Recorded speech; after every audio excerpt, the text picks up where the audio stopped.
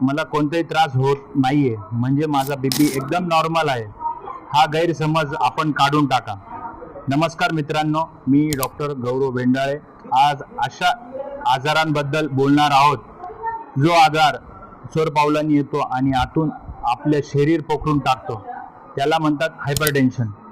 हा blood pressure बऱ्याचदा आपण सकाळी उठल्यावर डोकं जड होणे व संध्याकाळी अचानक चक्कर येणे किंवा सतत थकवा जाणवणे, याच कामाचा ताण किंवा ॲसिडिटी असे म्हणून आपण दुर्लक्ष करतो. आपण स्वतःला सांगतो की मी तर एकदम फिट आहे, पण मित्रांनो, हे तुमच्या शरीरातले दिसलेले अत्यंत धोक्याचे लक्षणे आहेत.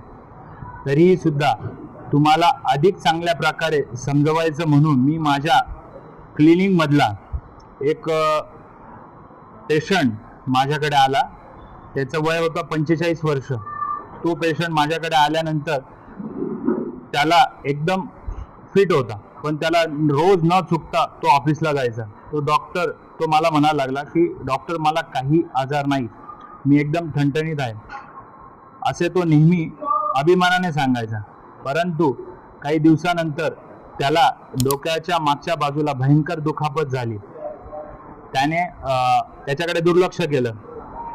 त्यानंतर मेडिकलमधून त्याने एक पेनकिलर आणली आणि तो पुन्हा कामाला लागला. अचानक एक दिवस त्याला ऑफिसमध्ये असताना त्याच्या नाकातून रक्तस्राव झाला. त्याला आपण असं म्हणू शकतो इपिस्टॅक्सिस. आणि छातीच्या बाजूला डाव्या प्रचंड वेदना सुरू झाल्या. त्यानंतर त्याला रुग्णालयात आपण दाखल केले. जेव्हा त्याला दाखल केले त्यावेळेस त्याचा बीपीचा जो पारा होता तो 180 सिस्टोलिक आणि 110 डायस्टोलिक.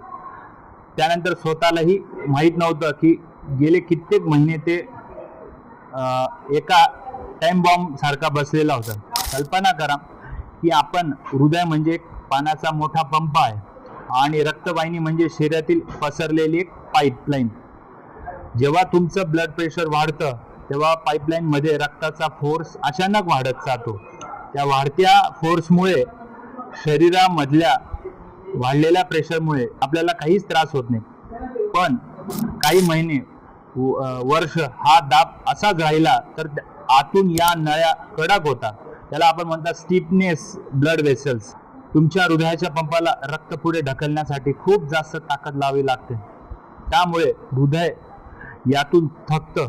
जेव्हा हा प्रचंड प्रेशरचा प्रवाह तुमच्या डोळ्याच्या नाजूक नसांमध्ये घुसतो तेव्हा नजर अधूक होते.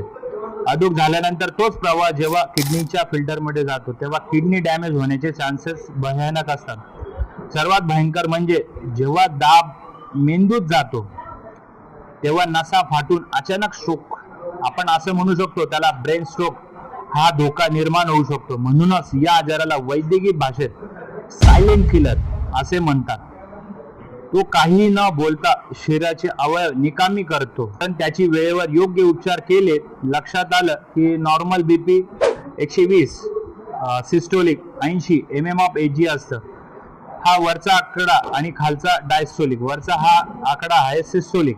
जर तुमची बीपी 140 ते 90च्या पुढे जात असेल तर तुम्हाला डॉक्टरांचा सल्ला घेणे अत्यंत गरजेचे आहे.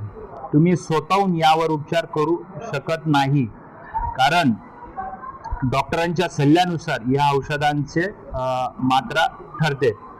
हा आजार नियंत्रण ठेवणे अत्यंत सोपं आहे.